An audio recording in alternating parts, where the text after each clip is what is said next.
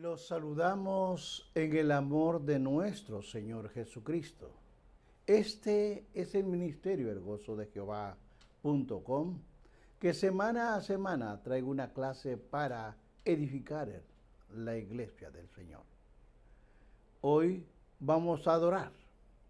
Hoy vamos a glorificar al Dios vivo, al Dios supremo, al Dios verdadero, aquel que se merece todo.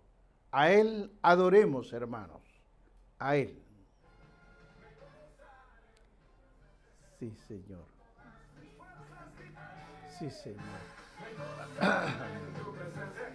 Sí, Señor. Sí, Señor. Sí, Señor.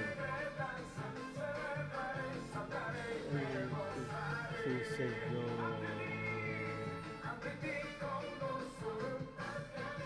Sí, sí, Señor. Bendito eres Jehová. Bendito Jesús. Y bendito Espíritu Santo.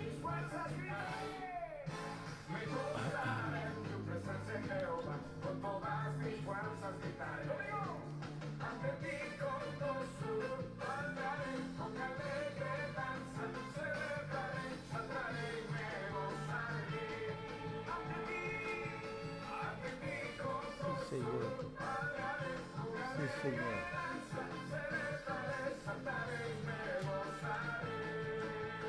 Sí. Bendito el nombre de nuestro Señor Jesucristo. Bendito es. Bien, hermanos, vamos a seguir la clase en el capítulo 26 del libro de Génesis, versículo 23. Vamos a desarrollar esta clase. La palabra de Dios se lee a la gloria del Padre, del Hijo y del Espíritu Santo. Su santa palabra dice: y de ahí subió a Berseba. Bendito Dios. Padre, te pido en el nombre de Jesús que me ayudes a desarrollar esta clase, Señor, para edificar tu pueblo. Ayúdame, Padre, y pon, Espíritu Santo, palabra en mi boca para poder desarrollarla. En tu nombre, Jesús, lo he pedido. Amén. Bien, hermanos, a esta clase la he titulado La renovación del pacto en Berseba. Tenemos en consideración que esta clase ya la hemos dado en partes en otra, pero debemos recordar esto, que Berseba fue el lugar donde Abraham y los filisteos hicieron un tratado de amistad. Ahí en Berseba aún estaban visibles las señales conmemorativas de las bendiciones de Dios. Estas señales, hermanos, o símbolos, como quiera llamarle, eran elocuentes, recordatorios que confirmaban que Isaac era el heredero legal de las bendiciones otorgadas por Jehová Dios al patriarca Abraham.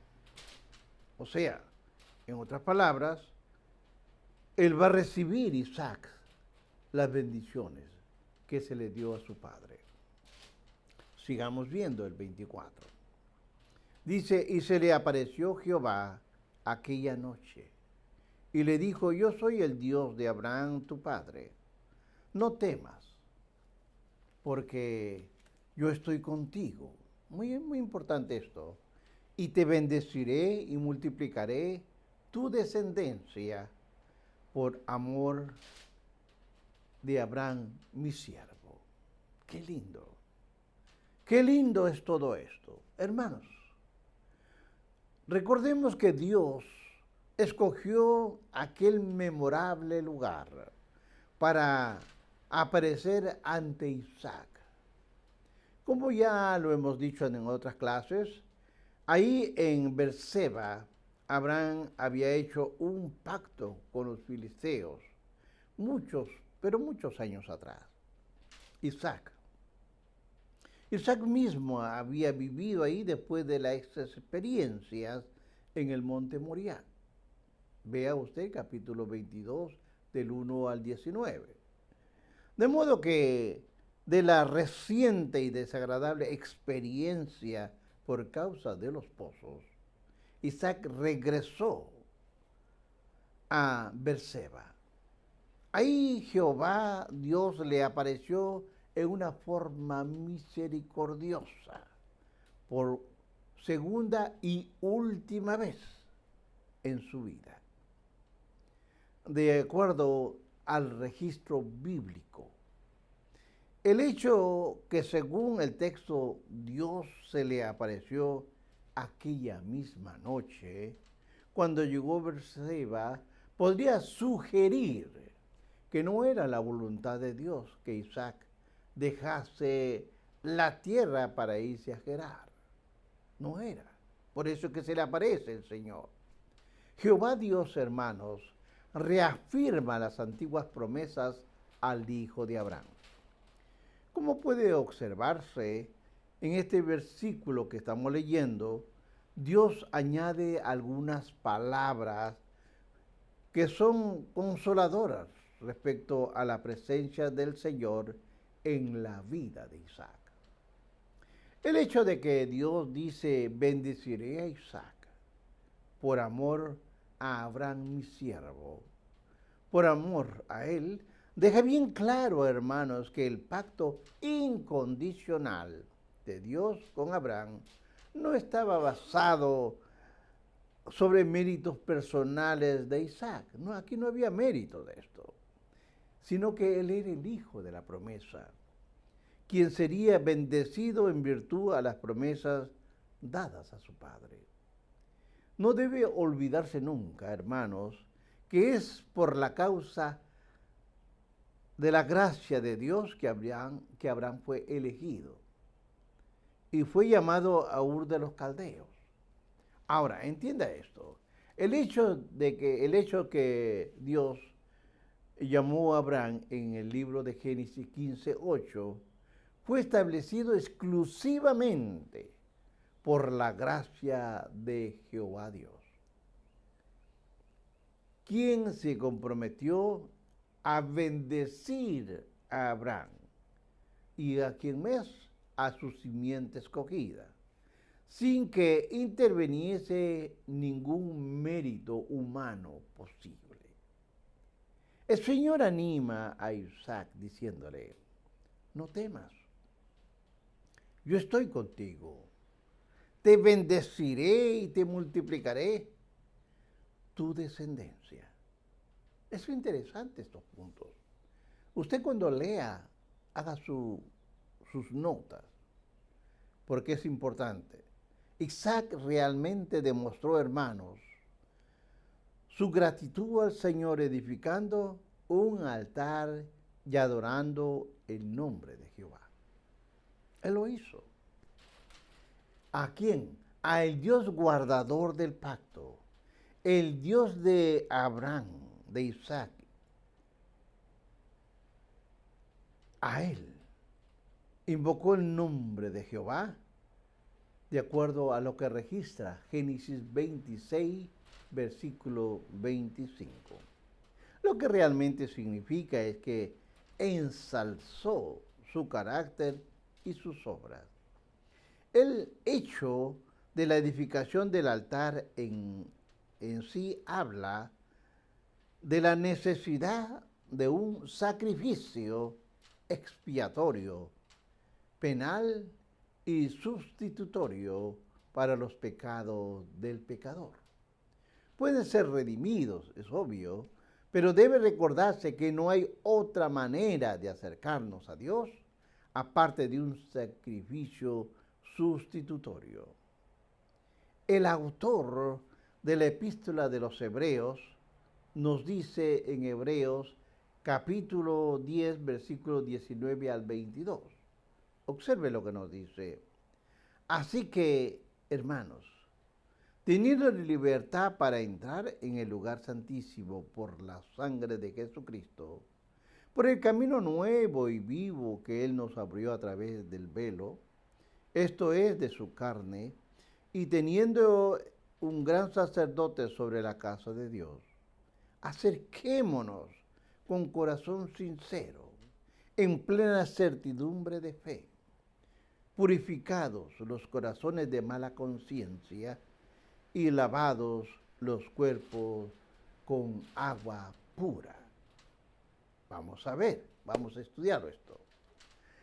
Hermanos, los altares edificados anteriormente por Abraham, como lo dice el capítulo 12:7, también el capítulo 13:18, el 22:9, y también por lo que hizo Isaac en Génesis 26:25, sugieren la idea de la comunión con Dios y la necesidad de redención que hay en el hombre. De modo que los altares edificados por los patriarcas eran importantes. ¿Por qué? Porque estos eran indicadores de la teología de la vida de aquellos destacados seguidores del Dios Trino. Ahora, entienda esto. Porque ellos reconocían la necesidad de acercarse a Dios y también a un mediador. Sigamos viendo el capítulo 26, versículo 26 en adelante. Aquí hay un pacto entre Isaac y Abimelech. Hay un pacto. Veamos qué dice la palabra. Y Abimelech vino a él desde Gerar, y a Usat, amigo suyo, y Ficol, capitán de su ejército, y le dijo Isaac: ¿por qué venís a mí? Pues habéis aborrecido y me echasteis entre vosotros. Veamos esta sección, veamos. Porque aquí hay un pacto entre Isaac y Abraham, donde Isaac le recuerda a Abimelech. Recuerde que Abimelech es una dinastía, son el mismo nombre en diferente tiempo. Su congruencia en su trono con él. Nótese, hermanos, que Abimelech va acompañado de su amigo Ahuzat y de Ficol. Pero hay también que destacar que tal como Abimelech era el título del rey de los filisteos, el faraón como el título del rey de Egipto, o como el Inca en la era del emperador del Perú. También Ficol era el título de capitán del ejército de los filisteos. De modo, hermanos, que sería más correcto hablar de Ficol, es decir, del capitán del ejército. Obviamente, Isaac se percató que las intenciones de sus visitantes y los confrontó con la verdad. Abimelech y sus acompañantes envidiaban ¿qué? La prosperidad de Isaac. Y fueron los filisteos, hermanos, los que por medio de Abimelech le dijeron a Isaac: observe lo que va a pasar. Le dicen: apártate de nosotros. ¿Por qué? Porque la razón está activa, fue porque mucho más poderoso que nosotros te has hecho. Es decir, echaron fuera a Isaac por pura envidia, por su progreso, por lo que había cosechado el 100 por 1.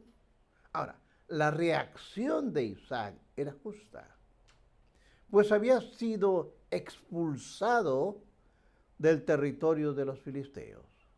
Del territorio de los filisteos, hermanos. Isaac dice: me habéis aborrecido y me echaste de entre vosotros. Entendamos que los filisteos reconocen la gran verdad. Hemos visto que Jehová está contigo. Qué lindo es cuando alguien reconoce que está con el Señor. El Señor está contigo. Ahora, el testimonio de Abimelech y sus acompañantes era una severa acusación al mal comportamiento de los filisteos hacia Isaac. La reprensión de Isaac es totalmente justa. El hecho de que quisieran hacer un pacto con Isaac deja bien claro que Abimelech reconoce que fue un error haber expulsado a Isaac de su territorio. Sigamos viendo el 28 y el 29 del mismo capítulo. Y ellos respondieron: hemos visto que Jehová está contigo, qué bello. Y dijimos, hay ahora juramento entre vosotros, entre tú y vosotros, y haremos pacto contigo, que no nos hagas mal como nosotros no te hemos tocado, y como no solamente te hemos hecho bien y te enviamos en paz, tú eres ahora el bendito de Jehová. Qué bello, Señor. Abimelech, por otra parte, exhibe un mejor ilustre posible de su defensa de su trato de Isaac. En un sentido, le recuerda que había ordenado que nadie toque a Isaac y a su mujer. ¿Se acuerdan en las clases anteriores? Y lo puede ver en el capítulo 26, 11 de Génesis. Bajo amenaza de pena de muerte. Ahora, en este sentido, podía reclamar que le había hecho bien, claro, y que lo había enviado en paz. Vea usted el 26-29. Ahora, observemos que Isaac pone de manifiesto su humildad, su pasividad, al rehusar discutir respecto a la declaración de Abimelech, en que solo le ha hecho el bien. Esto hace recordar, hermanos, las palabras del apóstol Santiago en el 3:18, donde nos dice: y el fruto de la justicia se siembra en paz, porque aquellos que hacen paz. Ahora, entendamos la otra parte. Isaac demostró ser verdadero embajador de paz. Quizá la actitud de Isaac fue lo que lo llevó a Abimelech a decirle: tú eres el bendito de Jehová. Ahora, esa declaración invalida la promesa de Jehová a Isaac. Hermanos, vea usted el capítulo 26, versículos 3 y 4. Ahora, sigamos la clase en el 30-31 y dice: entonces él hizo banquete. ¿Quién? Isaac. Y comieron y bebieron y se levantaron de madrugada y juraron el uno al otro. E Isaac los despidió y ellos se despidieron de él en paz. Esto es interesante. ¿Por qué? Porque estos versículos ponen de manifiesto la hostilidad de la cultura oriental, de acuerdo a Génesis 14:18 o Génesis 18:3-8. Isaac, hermanos, les había hecho un banquete en una muestra de amistad y comunión. E Isaac había llegado a ser un hombre grande, muy rico y poderoso, pero no dejó de ser un hombre lleno de piedad y de justicia hasta a los otros. Isaac se olvidó de la disputa causada de los pozos y mantuvo amistad con Abimelech. Este versículo que estamos viendo, el 31, dice: y ellos se despidieron de él en paz. La Escritura nos dice: cuando los caminos del hombre son agradables a Jehová, aún sus enemigos hace estar en paz. Lo vea usted Proverbios 16:7. Ahora, las palabras de este texto eran una realidad en la vida de Isaac. Veamos el 32. En aquel día sucedió que vinieron los criados de Isaac y le dijeron nuevas acerca del pozo que habían abierto. Y le dijeron: hemos hallado agua. Bien. Hermanos, además de la restauración de la amistad con Abimelech y los filisteos, Isaac recibió la buena noticia de que sus criados habían abierto un nuevo pozo. Veamos el 33. Y lo llamó Seba, porque por esta causa el nombre de aquella ciudad es Berseba hasta el día de hoy. Ahora, la providencia de Dios había hecho posible que después de la partida de Abimelech y sus acompañantes, Isaac fuese recompensado con la bendición de un nuevo pozo que Isaac nombraría Siba o Seba. El vocablo Siba significa juramento o 7. En este contexto probablemente significa juramento. Es más apropiado puesto que Isaac acababa de sellar un juramento con Abimelech. También debemos recordar que Abraham, el patriarca, había hecho un pacto con otro, oiga bien, con otro Abimelech. Y en aquella ocasión el problema se centraba en una controversia entre un pozo de los siervos de Abimelech y también que le habían quitado el pozo a Abraham. La controversia, hermanos, se arregló entre Abraham y Abimelech y fue sellada mediante un pacto. ¿Se acuerda? Ya hemos visto esto, que Abraham concluyó el pacto dándole 7 corderas, que servirían ¿de qué? De testimonio de que Abraham había acabado aquel pozo. La Biblia nos dice, por eso llamó a aquel lugar Berseba, pozo de 7 o pozo de juramento. Porque allí juraron ambos. Vea, en Génesis 21:31. El nombre de Berseba relaciona con Génesis capítulo 21, versículo 25 al 31. Con Abraham, por causa del juramento que había hecho y que le permitía usar el pozo y que le quedaba cercano. Ahora veamos otro punto. Sigamos viendo la Biblia 34 y 35. Pero esto se trata más de unas notas finales respecto a Esaú. Veamos esto. Es muy importante que usted tenga sus notas. La palabra dice, y cuando Esaú era de 40 años, mire, Esaú de 40 años, tomó por mujer a Judith, hija de Biri Eteo, y a Basmat, hija de Elón Eteo, y fueron amargura de espíritu para Isaac y para Rebeca.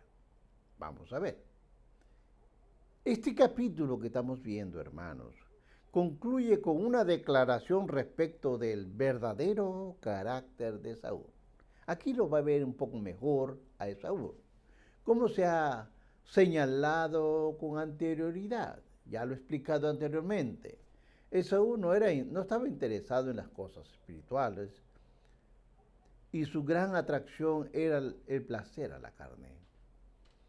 Sus 2 esposas eran eteas, o sea, paganas, lo que era un desafío flagrante de los principios que Abraham había procurado seguir a lo largo de su vida.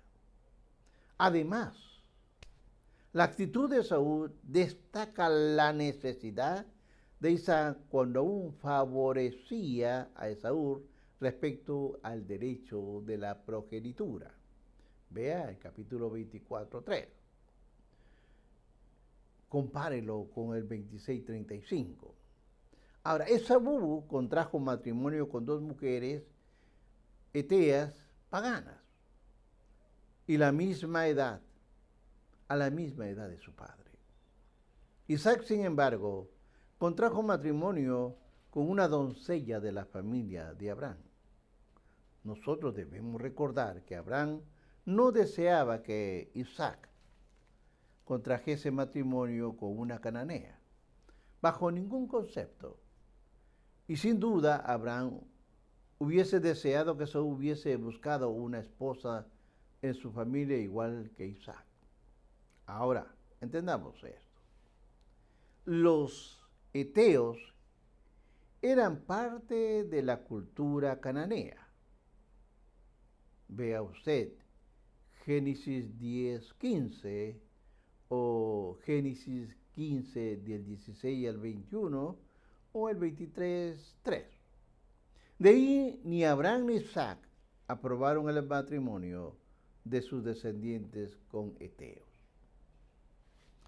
Sin embargo, el versículo 25 infiere que las esposas de Esaú crearon serios problemas, tanto para Isaac como para Rebeca.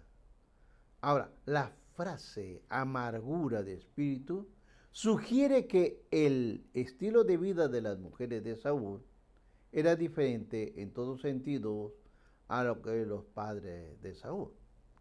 Quizá, hermanos, todavía tenía en el corazón de Isaac, pesaba la presencia de Esaú. El texto bíblico nos dice, el texto bíblico no explica qué hicieron las esposas paganas. No hay ningún detalle en la Biblia para producir amargura y espíritu en las vidas de Isaac y de Rebeca. Obviamente, es evidente que la relación familiar sufrió por causa de la rebelión y de la carnalidad de Saúl. Concluyo, hermanos. Este capítulo 26 que estamos terminando trata de la vida de Isaac y su experiencia en general en medio de los filisteos. Su trato con Abimelech y su disputa. Pero además, Isaac fue el hijo de la promesa, es decir, ordenado por Dios como el unigénito de Sara. Isaac tuvo una parte importante, sí, tuvo una parte importante en la unión de los dos hombres que fueron quizá, humanamente hablando, los más sobresalientes de la historia. Las experiencias de Isaac aportan, por lo tanto, hermanos, una importante lección, porque en el análisis final de la mayoría de los creyentes son personas ordinarias, sí, en sus fracasos. Isaac era una advertencia para todo creyente. En sus victorias era un recordatorio de la imperiosa necesidad de depender de la gracia soberana de nuestro Dios. Tanto la vida de Isaac como de su ministerio es una diáfana ministerio ilustrado de las palabras del apóstol Pablo dirigida a todos los santos. Observe usted lo que nos dice Filipenses 1:6. Observe esto. Estando persuadido, o sea, convencido de esto, que el que comenzó en vosotros la buena obra, la perfeccionará hasta el día de Jesucristo. Hermanos, de todo corazón les digo, como todo creyente, Isaac tuvo sus aciertos, pero también sus fracasos, sus derrotas, pero también sus victorias, sus momentos débiles, pero también momentos de fortaleza. Pero no debemos dudar que fue aquel quien Dios le dio a Abraham. En Isaac te será llamada descendencia. Vea el capítulo 21:12. Isaac fue el hijo de la promesa, prometido a Abraham y a Sara para enviar a través de él a la postre al Mesías prometido, nuestro Señor Jesucristo. Bendiciones.